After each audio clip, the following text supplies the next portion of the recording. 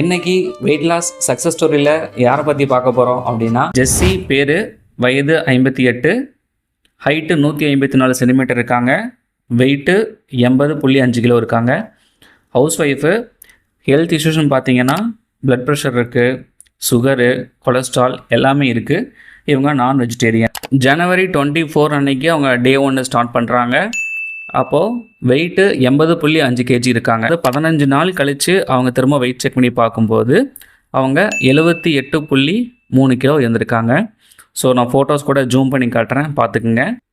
மறுபடியும் 15 நாள் கழித்து திரும்பவும் வெயிட் செக் பண்ணி பார்க்கும்போது அவங்களுக்கு கிட்டத்தட்ட 4.5 kg வெயிட் லாஸ் பண்ணியிருக்காங்க.